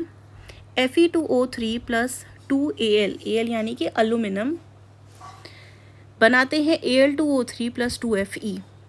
अबव रिएक्शन जो है ये किसका एग्जाम्पल है? A combination reaction, B double displacement reaction, C decomposition reaction या D डिस्प्लेसमेंट रिएक्शन। यहाँ पे जो आपका दे रखा है एल्यूमिनियम क्यों होता है आपका, इसकी जो रिएक्टिविटी होती है वो ज़्यादा होती है किससे? आयरन से होती है। इस करके ये क्या कर लेगा, ईजिली इस आयरन को डिस्प्लेस कर देगा और ये रिएक्शन कहलाई जाएगी displacement reaction. Option number D will be your correct answer. Next question आता है, what happen when dilute hydrochloric acid is added to iron filings. यानी कि अगर हम यहाँ लेते हैं HCl, dilute hydrochloric acid is added to iron filings plus Fe, ये हमें देगा FeCl2, यानी कि this will be 2 plus H2। 2HCl plus Fe हमें देता है FeCl2। हमेशा देखेंगे आपकी रिएक्शंस बैलेंस है या नहीं। अगर इधर हाइड्रोजन चेक करें, 2 हाइड्रोजन है, इधर भी 2 हाइड्रोजन है, 2 Cl हैं, 2 Cl हैं, एक Fe है, एक Fe है, this reaction is your balanced reaction. ये H2 क्या है आपका, गैस फॉर्म में यहाँ पे फॉर्म होगा। अब यहाँ पे अगर हम देखते हैं, hydrogen gas and iron chloride are produced. पहली स्टेटमेंट बोल रही है हाइड्रोजन गैस का फॉर्मेशन हो रहा है, जी हाँ। आयरन क्लोराइड का फॉर्मेशन हो रहा है, जी हाँ। यानी कि हमारा जो पहला स्टेटमेंट हो जाएगा option A will be your correct answer. Next में जाते हैं क्वेश्चन में, balance the following chemical equations. पहली इक्वेशन हम लिखते हैं यहाँ पे HNO3 plus CaOH whole twice, ये देता है CaNO3 whole twice plus H2। Hydrogen अगर हम यहाँ देखते हैं कितने हैं हमारे पास, यहाँ पे हमारे पास हाइड्रोजन 1 है, यहाँ हमारे पास 2 हाइड्रोजन है, और इस तरफ अगर हम देखें तो यहाँ हमारे पास 2 हाइड्रोजन है। हाइड्रोजन को बैलेंस करने के लिए हम यहाँ लिखते हैं 2। अब देखते हैं 2 हाइड्रोजन ये हो गए, 2 हाइड्रोजन ये हो गए, हाइड्रोजन 4 हो गए रिएक्टेंट की तरफ, और यहाँ पे भी 2 कर देंगे तो हमारे पास अब हाइड्रोजन क्या हो जाएंगे, दोनों तरफ 4 बैलेंस हो चुके हैं। नेक्स्ट है नाइट्रोजन। अगर हम देखें यहाँ पे नाइट्रोजन कितना है हमारे पास, 2 नाइट्रोजन ये हो गए, 2 नाइट्रोजन हमारे बैलेंस है। ऑक्सीजन की तरफ चले तो 2 × 3 6 प्लस 2 8 इधर है, 3 2 जा 6 प्लस 2 8 इधर है, ऑक्सीजन भी बैलेंस है। कैल्शियम इधर 1 है, कैल्शियम इधर 1 है, कैल्शियम भी हमारा क्या है, बैलेंस है, दोनों तरफ बैलेंस है। तो हमारा बैलेंस इक्वेशन जो निकल के आएगा वो आएगा आपका 2HNO3 plus CaOH whole twice plus CaNO3 whole twice plus 2H2O। तो अब ये रिएक्शन हमारी क्या हो गई है, बैलेंस हो गई है। नेक्स्ट इक्वेशन में चलते हैं हम अपनी B, NaOH plus H2SO4 gives Na2SO4 plus H2O। Na देखेंगे सबसे पहले, Na यहाँ पे कितने हैं, 2 हैं, और Na यहाँ पे कितने हैं, 1 है। तो सबसे पहले हम Na को बैलेंस करेंगे। हम यहाँ पे लिखेंगे आपका Na2 हमारे बैलेंस हो चुके हैं। अब इसके बाद आता है O, ऑक्सीजन हमारे पास यहाँ कितने हैं, 2 और 4 6, इधर कितने हैं, 4 है यहाँ पे, यहाँ बैलेंस नहीं है, तो हम यहाँ पे क्या करते हैं, इसको बैलेंस करेंगे ऑक्सीजन को। 2 ऑक्सीजन ये है, 4 ये है, इधर तो 6 हो गए हैं, इधर 4 है और इधर 1 है, तो यहाँ पे इसे बैलेंस करना पड़ेगा। 4 and 5 2 4 6 4 5 6। अब ऑक्सीजन बैलेंस हो चुका है, ऑक्सीजन भी 6 हो गए हैं। नेक्स्ट आता है हाइड्रोजन यहाँ पे कितने हैं, 2 और 2 4, इधर कितने हैं, 4, हाइड्रोजन भी हमारे बैलेंस हो चुके हैं। नेक्स्ट आता है हमारे पास सल्फ़र इधर 1 है, इधर भी 1 है, तो सल्फ़र भी हमारे क्या हो गया है, बैलेंस हो चुका है। यानी कि अब ये रिएक्शन क्या हो गई है, कम्प्लीटली आपकी बैलेंस हो चुकी है। ये रिएक्शन आपकी आती है 2NaOH प्लस, ध्यान से करेंगे, 2NaOH प्लस H2SO4 हमें देगा Na2SO4 प्लस 2H2। ये रिएक्शन क्या है, बैलेंस्ड हो चुकी है। नेक्स्ट रिएक्शन हम करते हैं C, NaCl प्लस AgNO3, ये देगा AgCl प्लस NaNO3।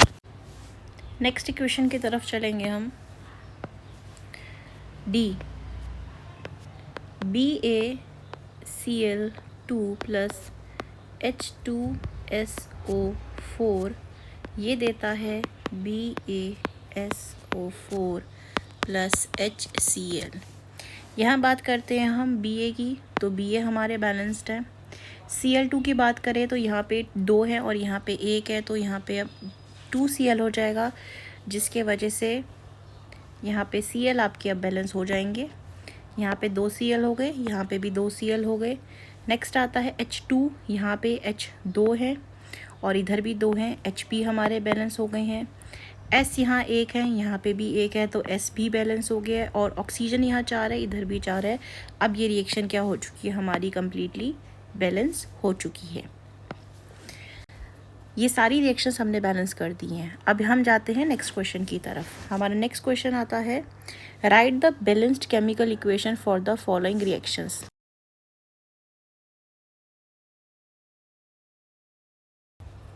सबसे पहले इक्वेशन लिखेंगे, कैल्शियम हाइड्रोक्साइड यानी कि CaOH whole twice plus carbon dioxide, ये हमें देता है CaCO3 प्लस H2O। रिएक्टेंट और प्रोडक्ट के एटम्स को हम कंपेयर करते हैं। यहाँ पे कैल्शियम हमारे दोनों तरफ सेम है, बैलेंस्ड है। ऑक्सीजन यहाँ पे हमारे पास 2 है और यहाँ 2 ऑक्सीजन है हमारे पास, यहाँ पे भी 2 है और 2 2 4 हो गया। और इधर हमारे पास ऑक्सीजन 3 है और इधर ऑक्सीजन 1 है, 4 हो गया। ऑक्सीजन भी बैलेंस हो चुके हैं। हाइड्रोजन देखते हैं, यहाँ 2 है, यहाँ 2 है, हाइड्रोजन भी बैलेंस्ड है। कार्बन यहाँ पे 1 है, कार्बन यहाँ पे 1 है, कार्बन भी बैलेंस्ड हो गया हमारा। यानी कि ये इक्वेशन हमारी क्या है, सेल्फ बैलेंस्ड इक्वेशन है। नेक्स्ट इक्वेशन अब हम यहाँ पे देखेंगे बी,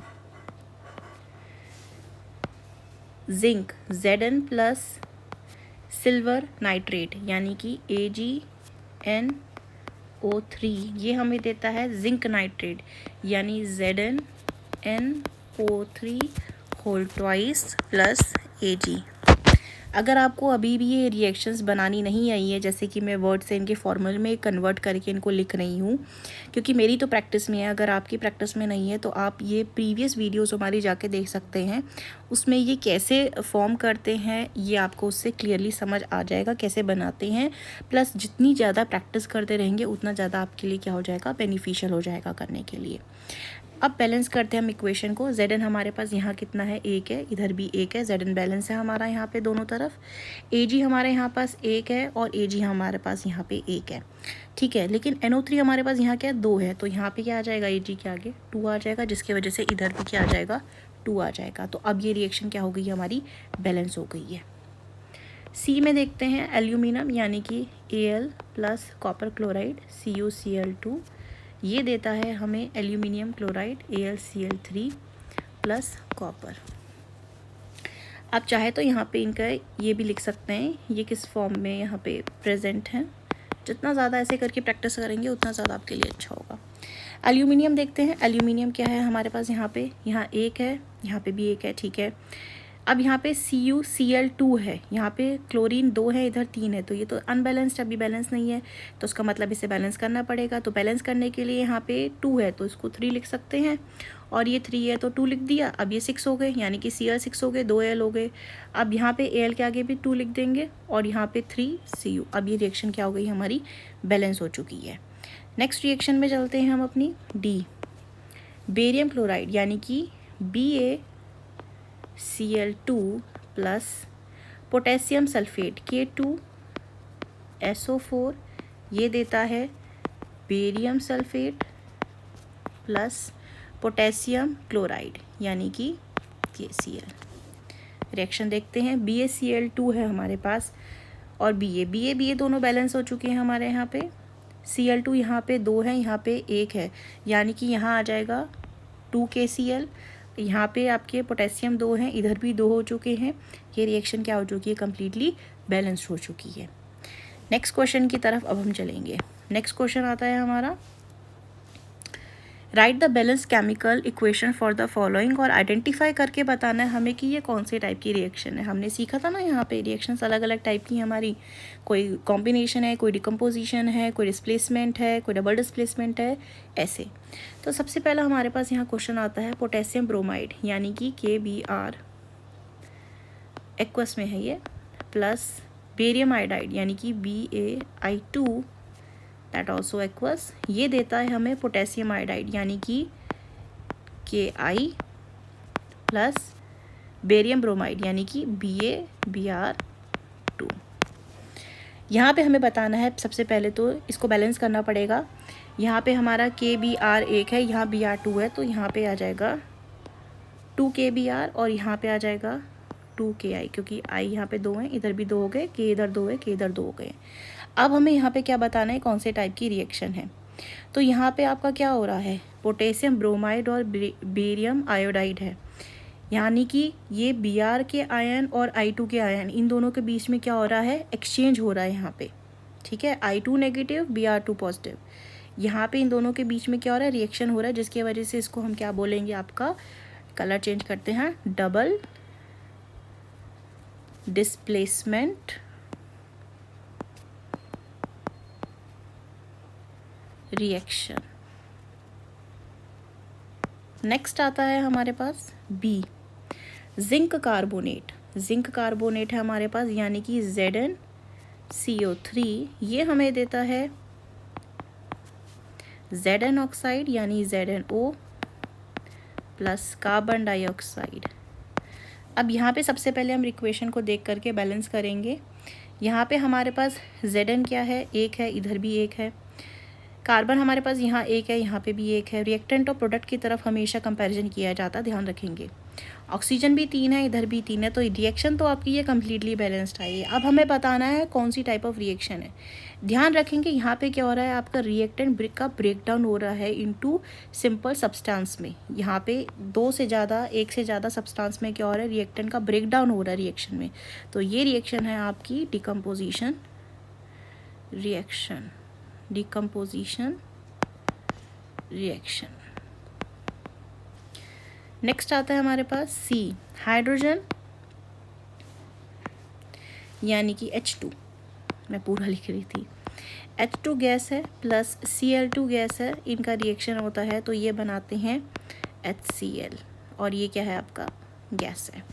अब यहाँ पे ध्यान से देखेंगे, 2 हाइड्रोजन है, 2 हमारे पास क्लोरीन के हैं, तो यहाँ बैलेंस करेंगे तो ये 2 हो जाएगा, और ये क्या बन जाएगी, आपकी सिंपल कॉम्बिनेशन रिएक्शन, क्योंकि 2 मिल करके क्या बना रहे हैं, रिएक्टेंट, एक सिंगल प्रोडक्ट बना रहे हैं, कॉम्बिनेशन रिएक्शन। नेक्स्ट क्वेश्चन आता है D, magnesium plus hydrochloric acid HCl, ये बनाता है मैग्नीशियम क्लोराइड यानी MgCl2 प्लस हाइड्रोजन गैस। यहाँ पे आपका क्या हो रहा है, यहाँ पे आपका डिस्प्लेसमेंट हो रहा है, मैग्नीशियम 2 पॉजिटिव आयन का किसके साथ हो रहा है, आपके क्लोरीन आयन के साथ हो रहा है, तो ये क्या है, आपका डिस्प्लेसमेंट रिएक्शन, डिस्प्लेसमेंट रिएक्शन। तो ये था हमारा आज का वीडियो। हमने काफ़ी सारे क्वेश्चंस की आज प्रैक्टिस करी है। आप भी ऐसे ही बुक से निकाल के एक्सरसाइज के जो क्वेश्चंस हैं, और भी आपके पास बुक्स होंगी, उनसे क्वेश्चंस की प्रैक्टिस करें, क्योंकि जितना ज़्यादा आप क्वेश्चंस की प्रैक्टिस करेंगे उतना ज़्यादा बेनिफिट करेगा आपको आपके एग्जाम्स के लिए, चाहे वो बोर्ड एग्जाम हो या कॉम्पिटिटिव एग्जाम हो, सबको हेल्पफुल रहेगा। और ये चैप्टर जो होता है हमारा आज कंप्लीट होता है, थॉरोली कंप्लीट होता है। आई होप आपको ये क्लियर होगा। जो पोर्शन क्लियर नहीं है आप दोबारा से देखें, कमेंट सेक्शन में हमसे क्वेश्चन पूछ सकते हैं, हम आपको इसका रिप्लाई देंगे। And I hope you like this video informative. If you do then like, share and subscribe. Thank you for watching this video. Also इस वीडियो का जो PDF है वो आपको मिल जाएगा हमारे टेलीग्राम चैनल में, that to be free of cost. Thank you.